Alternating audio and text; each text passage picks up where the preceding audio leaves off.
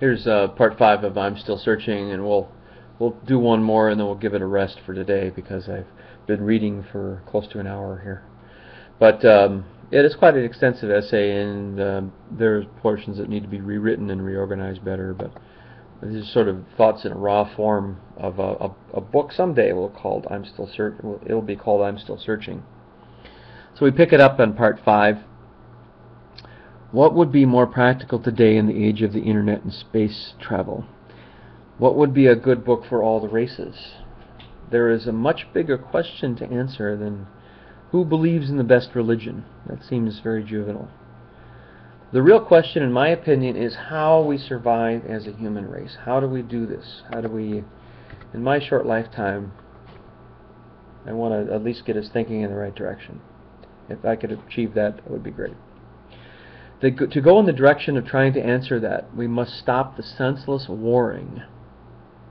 The senseless warring between different religious factions and realize that our own human decency and commonalities exist between us. We either decide to save ourselves from ourselves or we don't.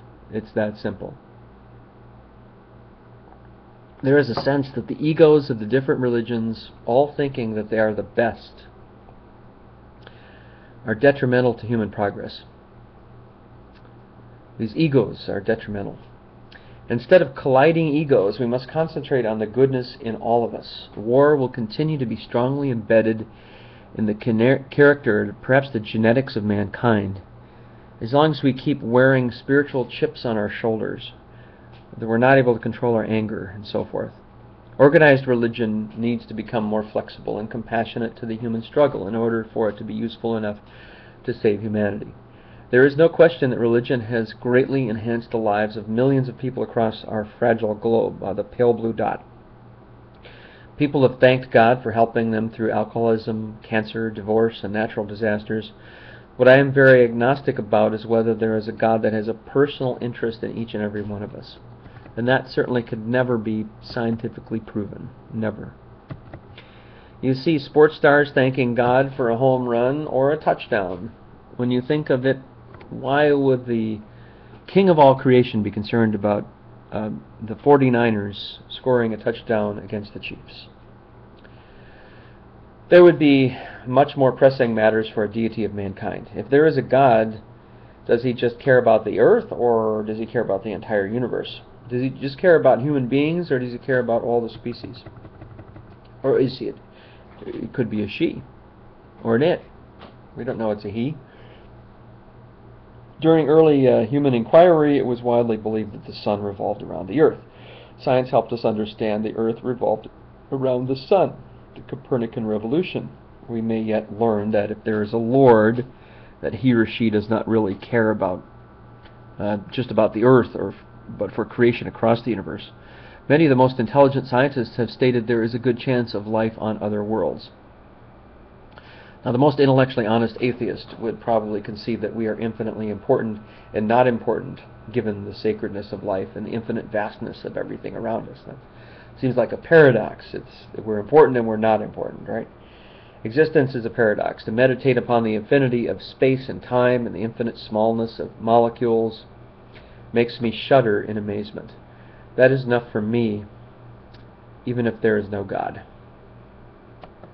So this infinity is the most amazing thing, really. This infinity, and how do we understand what infinity is with our five senses and our limited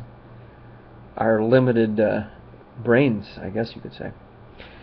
The way to understand it is to say that there's infinite meaning in my world, even without a deity. And we'll get to the term eupraxiphy in a little bit later in the essay, a term coined by Paul Kurtz, that exuberance and reason can exist without God, that 100% purpose can exist without a God, purpose for human beings. So it's not scientifically knowable, so I can't understand it, I can't describe it. There's something outside the five senses for sure, but we're not going to understand it. I can only speculate about the moreness. As atheist writer Richard Dawkins explains, to pretend to know something and not know is something short of intellectual honesty. It's not intellectually honest. it takes it further. He takes it further by saying that a Christian saying he or she is saved and non-believers will go to hell is the height of arrogance and cruelty, actually cruelty. A Christian will feel sorry for those who do not believe because they will not go to heaven. What is heaven? I do know that extremist Muslims who flew the plane into the Twin Towers in 2001 thought they would get dozens of virgins in heaven if they did this destructive deed. They were programmed by people who, terrorist leaders who perhaps were nihilists but took advantage of them, maybe. The real question is, how much of a subtle destructive deed is belief in something so strongly that you are willing to calmly let others go to hell for your heaven? Strange, strange indeed. Faith and reason are like apples and oranges. I'm just trying to get a clearer, intuitive path to a healthy spiritual direction. I'm not saying I'm not spiritual. My father, a much more ingrained atheist than myself, much more ingrained atheist than myself, says he is jealous of people who have faith, who can make that leap joyfully with a full heart. My father's mind will not let his heart take the huge jump, apparently. I empathize with my father, with my dad, but think he may not be letting the whole spirit in. Now that sounds very, very unscientific, doesn't it? It's funny how I get a wonderful feeling when I hear the Smokey Robinson classic song, Tears of a Clown. It started when I was 10 years old. Every time I hear that song, I go back to that point in my life of innocence and newness. You could call that spiritual, I guess. Same thing happens when I take a bite of strawberry ice cream. I get this spiritual feeling that I cannot explain. It seems to take me back to when I was 3 years old and tasting for the very first time again. Something I tell very few people. I told my wife about the strawberry thing, and she laughed. As one friend used to say to me once in a while, crazy kid, ha ha ha. Okay. Goes back to college. I will mull this over, which was recently shared with me by my friend Mike in West Virginia. He says, to those who believe in God, no explanation is necessary. To those who need an explanation, none will suffice. This is where faith and reason collide. You cannot reason somebody out of something that they were not reasoned into in the first place. So in the upcoming essays, we'll talk about Michael Behe and irreducible complexity. We'll talk about Darwin's black box. We'll talk about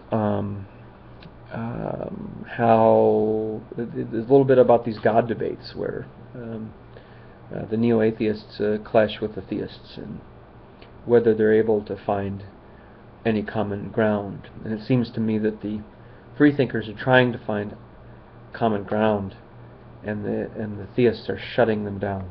So, who's at fault? The people who are trying, or the people who are shutting down? That's maybe my first conception of it, at least. So, I hope you guys are enjoying the essay. We've continued. We've gotten 5 parts done. Nearly an hour of reading.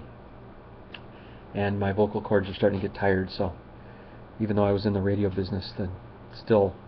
But yeah, so tell me what you think about it. Again, this is a pretty humble, honest type approach that but just one man's thought, and certainly can be refuted. If you have any arguments or questions about what I'm talking about, feel free to put comments right on the YouTube site.